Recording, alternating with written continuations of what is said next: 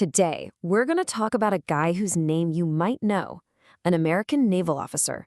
But here's the thing, his fame doesn't come from winning battles at sea. Nope. It comes from his ideas. Ideas so powerful they basically redrew the world map and set the stage for the fight for global dominance for more than a century.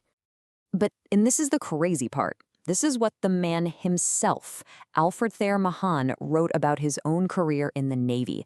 Can you believe that? Even his own father, a professor at West Point, thought his son wasn't cut out for a military life. So the man who literally wrote the book on naval power didn't even think he belonged in the Navy in the first place. And that really gets us to the heart of the mystery here. How on earth did this guy, who felt like he should have done something totally different with his life, end up creating the very blueprint for how nations become global superpowers? Okay, let's dive into this. To really get his world-changing ideas, you have to understand the man himself. And as we've just seen, he was a pretty unlikely person to become this, well, prophet of global power. And you can see that contradiction right here. Despite what his dad thought, Mahan was brilliant. He graduated second in his entire class. But his actual time at sea, all 4 decades of it, it was fine. Totally unremarkable. The real game changer, the moment that flipped the switch for him and for the world, happened when he was called ashore to teach at the new Naval War College.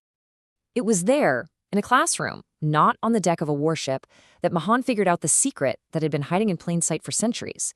He came up with a single, elegant, and just devastatingly effective theory that he called sea power.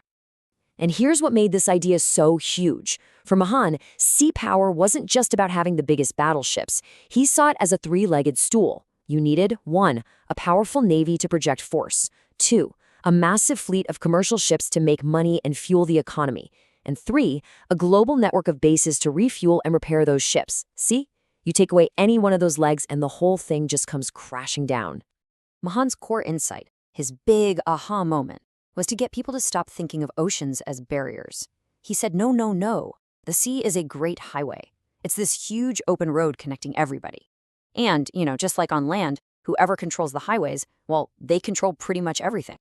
So if sea power is the ultimate goal, how do you actually get it? Well, Mahan didn't just stop with the big idea. He laid out a very specific, step-by-step checklist. It was literally a blueprint for any country that wanted to build an empire.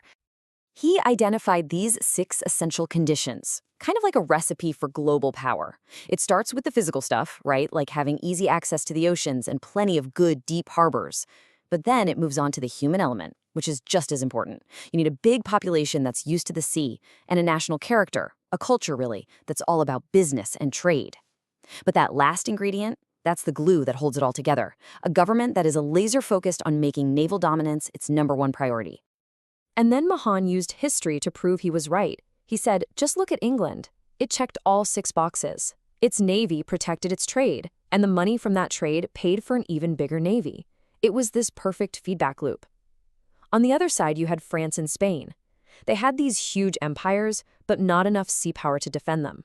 So for them, colonies weren't a source of strength. They were, in Mahan's own words, so many points for insult and injury. And for Mahan, there was one single event, one battle, that was the ultimate, undeniable proof of his entire theory. The battle that would lock in British naval supremacy for 100 years, Trafalgar. You have to understand what was going on here. Napoleon had conquered almost all of Europe. Only Great Britain stood in his way. His entire plan, his dream of total victory, it all came down to this one big gamble.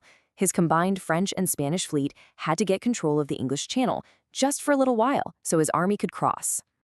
The result wasn't just a defeat. It was an annihilation. At the end of the day, 22 French and Spanish ships were lost, and the number of British ships lost, 0, not 1. It was one of the most lopsided, decisive naval victories in the history of the world. And the impact was just absolute. As one historian said, Trafalgar was the most important victory of the entire war.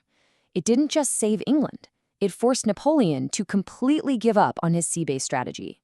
From then on, he had to try and beat Britain through economic warfare, which led him right into that disastrous invasion of Russia, and ultimately to his downfall. So when Mahan's book was finally published, people didn't treat it like some dry history text. It hit like a lightning bolt. It became this new gospel, a how-to guide for any rising power that wanted to build its own empire. And nobody was a bigger fan than Germany's Kaiser Wilhelm II. He was obsessed. He devoured the book, scribbled notes all over it, and then ordered a copy put on every single ship in his new, rapidly growing German navy. For him, this was the playbook to take on the British. Meanwhile, over in the east, the rising power of Japan became Mahan's most dedicated students. They were an island nation, modernizing like crazy, and they saw his book as the clear path to dominating Asia. In fact, Mahan himself pointed out that his books were translated into Japanese more than any other language. But here's the greatest irony of all. For Great Britain, the world's #1 sea power, the book was a complete revelation. They had been doing all this stuff for centuries, almost by instinct. But it was the first time anyone had ever explained the philosophy behind their own success. It took an American, a reluctant sailor at that, to explain to the British Empire how it actually worked. So, all of this brings us back to today, and it raises this big, enduring question about Mahan's legacy. Do these ideas, cooked up in an age of sail and steam, even matter in the 21st century? Well, think about this for a second. Long before the Panama Canal was even finished, Mahan predicted it would transform the Caribbean from some quiet backwater into one of the great highways of the world, making it a new center of global competition. His insights into geography were so sharp that they're still shockingly relevant today. He reminds us that controlling the world's choke points, that never goes out of style. Which leaves us with one final thought. We now live in an age of air power, cyber attacks, and satellites in space, things Mahan could never have dreamed of. So, is his fundamental idea still right? Is controlling the sea, that great highway, still the ultimate key to global power? Or has the rulebook he wrote for the world finally become a piece of history?